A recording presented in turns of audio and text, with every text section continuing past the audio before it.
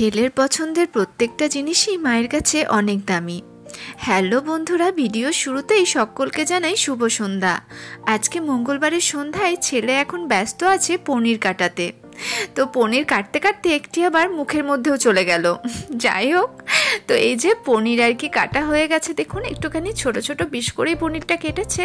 অল্প মতো ছিল, আসলে আগের দিন করা হয়েছিল, তো বাকিটা ছিল, তো ভাবলুম আজকেই করা যাক।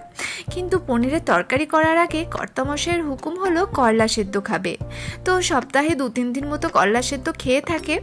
তো করলা সেদ্ধটা খাওয়া স্বাস্থ্যের পক্ষে একটুখানি ভালো, তো আর উনি তো জানেন স্বাস্থ্যসম্মত খাবার খেয়ে থাকেন। তো যাই হোক, এখন করলাটা সিদ্ধ বসিয়েছি। তো আমি করলাটা দিয়ে আসার পরেই আলুটা কেটে ফেলেছি। তো পনির দিয়ে আলুর তরকারি করব, মানে পনির আলুর তরকারি। যেহেতু পনিরটা একটু অল্প পরিমাণ আছে, তাই আলুটা দিলে ভাবলাম সবার বেশ ভালো মতো হয়ে যাবে। তো যাই হোক, চলুন আমি একটু কড়াইতে তেল দিই।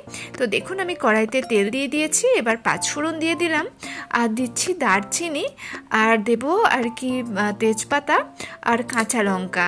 আর লঙ্কা, বাবারে, কাঁচা লঙ্কা দেয়া মাত্র মোবাইল ফোনটি আর আমার মুখটি নিয়ে দূরে সরিয়ে রাখতে হচ্ছে, কারণ লঙ্কা এত পরিমাণ ফোটে না। আর এমনিতে শুকনো লঙ্কাটা না আমাদের বাড়িতে খাওয়া নেই, জানেন, কাঁচা লঙ্কাটাই ভালোবাসি খেতে। আর এলাচটা দিলাম না, কারণ কাঁচা এলাচটা ঈশান এতটা খেতে পছন্দ করে না। তো আলুটা আমি ভালো করে আর কি ভেজে নেব। আমি খুব সিম্পলভাবেই পনিরের তরকারিটা আজকে করব। আর যেহেতু মানে ঘড়ির কাঁটায় অনেকটা পরিমাণ বেজে গেছে, তাই ভাবলাম একটু তাড়াতাড়ি আর কি বাড়িতে থাকা উপকরণ দিয়ে তরকারিটা করা যাক। তো যাই হোক, আলুটা আমি ঝট করে আর কি লাল করে ভালো করে ভেজে নেবো একটুখানি ঢাকা দিয়ে দিয়ে। আর পনিরটা না আমার বরমশাই অতটা খেতে পছন্দ করে না, ছেলেই আর কি বেশি ভালোবাসে। আর আসলে ও নিরামিষ খায় ঠিকই বরমশাই, কিন্তু আবার পনির তরকারি যে খুব ফেভারিট তা কিন্তু নয়। আসলে বাড়িতে যদি হয় একমাত্র আমার বানানোটা একটুখানি ওর পছন্দ লাগে, বা ও খেয়ে থাকে একটুখানি ভালো করে, এই যা। তো চলুন আমি ঝট করে আর কি আলুটা ভালো করে ভেজে নিই। আলুটা আমার লাল করে ভাজা হয়ে গেছে। আমি ঢাকা দিয়ে দিয়ে আলুটা লাল করে আর কি ভাজলাম। মনে হচ্ছে অর্ধেক সিদ্ধ হয়ে গেছে প্রায়, কিন্তু মনে হচ্ছে তেলটা একটু বেশি হয়েছে, জানেন। আসলে অতটা তেল আর কি আমাদের খাওয়াটা তো উচিত নয়, মানে অতটা তেল দিয়ে আমি রান্নাটাও ঠিক করি না। আসলে মানে খুব একটা তেল দিয়ে রান্না করা বরমশাই বা ঈশান কারোরই আর কি পেটের পক্ষেও ঠিক নয়, স্বাস্থ্যের পক্ষেও ভালো নয়, আর ওদের পছন্দও নয়। ওই জন্য আমি সবসময় চেষ্টা করি একটুখানি কম বা অল্প আর কি তেল দিয়ে সব কিছু করার।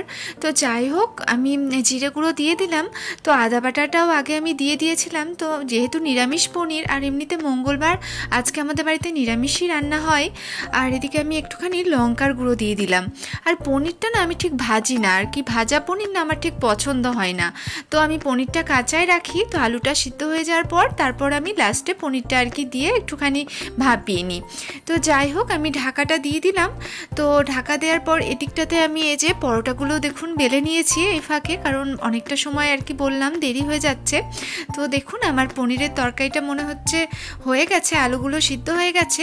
তো এই যে এখানে পনিরটা রাখা হয়েছে, এবার পনিরটা এটার মধ্যে আমি দিয়ে দিলাম। তো পনিরটা দিয়ে এবার ভালো করে আমি মিক্সড করে একটু অল্প পরিমাণ আর কি ঢাকা দিয়ে রাখবো, যাতে খেতে একটুখানি টেস্টি হয়। খুব সিম্পলভাবেই পনিরটা আজকে রান্না করলাম, কিন্তু সিম্পলভাবে রান্না করলেই যে খেতে খারাপ হবে সেটা কিন্তু নয়। আসলে একটুখানি মানে আমার রান্না খুব একটা কিন্তু খারাপ হয় না, মানে রিভিউটা ভালোই পাই আমি। তো যাই হোক, দেখুন একটুখানি জলও আর কি অ্যাড করে নিয়েছি। তো একটু জল দিলে একটুখানি ভালো লাগে। তো এখন আমি দিয়ে দিচ্ছি গরম মশলা। তো গরম মশলাটা দিলাম, আর ঘিটা আমি আগেই দিয়েছি, তো সেটা আর কি আপনাদের সাথে শেয়ার করতে পারিনি। তো যাই হোক, একটুখানি গরম মশলা আর ঘি আমি দিয়ে দিয়েছি। তো এবার একটুখানি ঢাকা দিয়ে রাখবো, কারণ গরম মশলা ঘি যে কোনো রান্নাতে দিলেই তার টেস্টটা না দ্বিগুণ বেড়ে যায়, তাই না? কারণ অন্য কোনো মশলা না দিলেও এই দুটো আর কি মাস্ট, এই দুটো দিতেই হবে। তো যাই হোক, তো আমার দেখুন গরম গরম পনির আলুর তরকারি রেডি। তো মনে তো হচ্ছে টেস্টটা ভালোই হবে, এখন জানি না। তো যাই হোক, এদিকটাতে আমার এই যে রাত্রের ডিনারও রেডি, গরম গরম পরোটা, তার সাথে পনির আলুর তরকারি। তো আজকের মতো ভিডিওটা এখানেই শেষ করলাম বন্ধুরা। ভালো থাকবেন, সুস্থ থাকবেন, আর প্লিজ আমায় একটু ভালোবাসা দেবেন, সাপোর্ট করবেন। আজকের মতো টাটা, আবার দেখা হচ্ছে নেক্সট ভিডিওর সাথে।